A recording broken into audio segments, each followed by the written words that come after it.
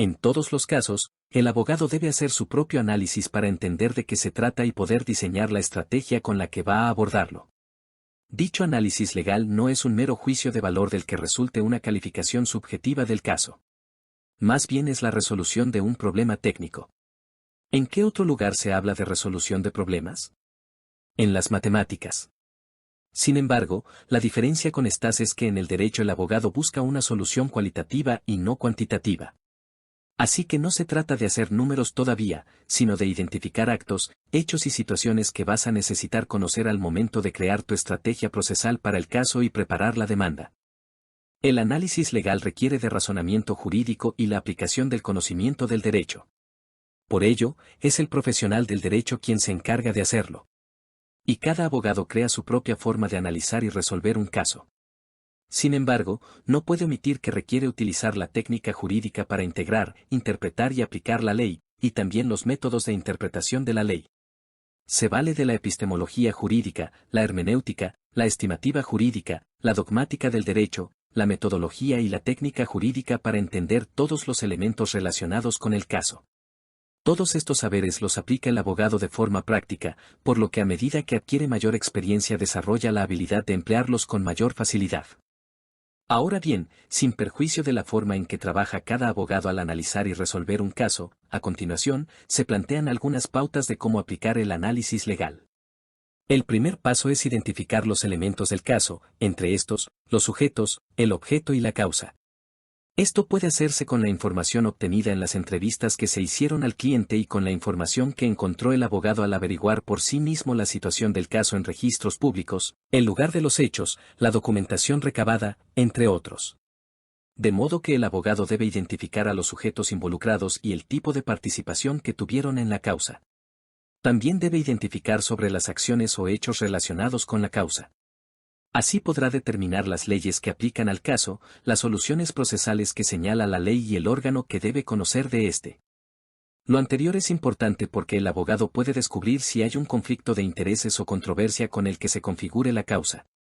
Está de más decirlo, pero dicha causa se encuentra en la controversia que se ha suscitado entre los sujetos que son parte de la relación jurídica material. También sirve para identificar en el caso planteado si debe resolverse por la vía administrativa, a través de un procedimiento, o por la vía judicial, mediante un proceso, e incluso si a este se puede aplicar alguno de los mecanismos de solución aplicables. No obstante, si el caso es de los que puede plantearse ante los tribunales, es conveniente que el abogado identifique en este punto si se dan los presupuestos procesales necesarios para su tramitación. Se llaman presupuestos procesales a los elementos del caso que permiten que surja la relación jurídica procesal entre demandante y demandado. Tras identificar que hay una causa, lo que procede es revisar si el asunto se encuentra sometido a jurisdicción, es decir, que la ley reconozca la posibilidad de que pueda tramitarse ante tribunales. De manera general, se entiende que hay jurisdicción de los tribunales nacionales en los asuntos que regula la ley interna, cuando los actos o hechos tienen efectos en territorio nacional o cuando un tratado internacional somete el asunto a su conocimiento. Sin embargo, no habría jurisdicción cuando por disposición de las partes de la relación sustantiva hay pacto de sumisión arbitral, cuando el hecho o los actos ocurrieron en el extranjero sin que tenga efectos en el territorio nacional o al tratarse de un acto o hecho que se produjo en el extranjero sin que haya un punto de conexión que remita a la ley nacional. Este último caso se dirime de acuerdo con las normas y principios del derecho internacional privado. La competencia se determina a partir de los criterios establecidos en la ley procesal que corresponde a la materia, pues el sistema judicial y las leyes procesales están organizados por materias de conocimiento. De modo que la ley procesal que corresponde a cada tribunal es la que define los criterios de competencia que se utilizan ante dicha jurisdicción. Esta atribuye el conocimiento de causas a los tribunales debido al territorio, la materia, la cuantía, el grado, la función o la competencia objetiva. Esto ayuda a determinar el tribunal que debe conocer de la causa. La capacidad para ser parte depende de la ley, si ésta permite a los sujetos de la controversia o del conflicto de intereses intervenir en calidad de demandante o demandado. A este respecto, las personas naturales tienen capacidad para ser parte plenamente.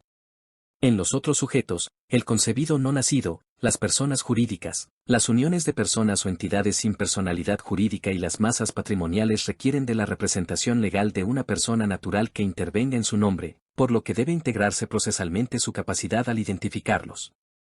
Pero eso no significa que puedan intervenir solos en el proceso. Ni siquiera por medio de su representante. Es que la intervención ante los tribunales solo está reservada a quienes tienen la facultad de procuración, es decir, a los abogados. Por ello, si el demandante o demandado son abogados pueden intervenir por sí mismos ante el tribunal. E igual ocurriría si sus representantes legales también son abogados.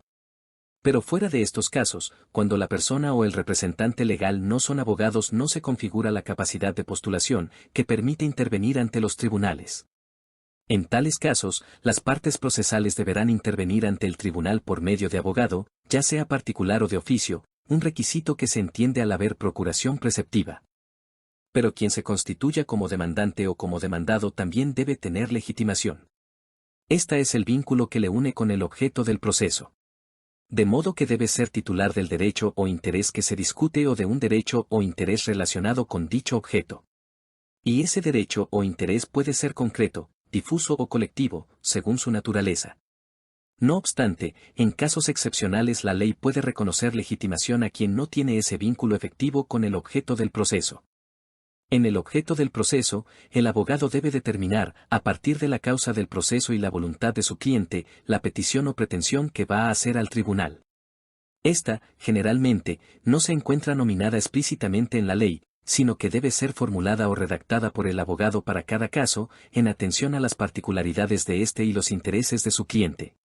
Por ello, no se trata de copiar una frase o expresiones de lo pedido en otras demandas similares, sino que debe formularse para cada caso en concreto. Esto también va a ser relevante para determinar el proceso aplicable.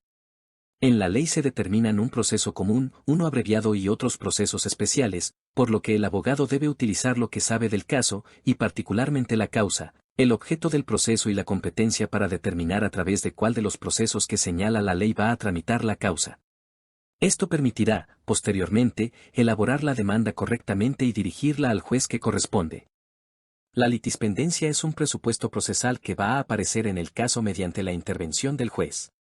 En sentido llano, significa que hay una controversia o conflicto de intereses que puede ser judicializado, por lo que el tribunal ha admitido la causa a trámite.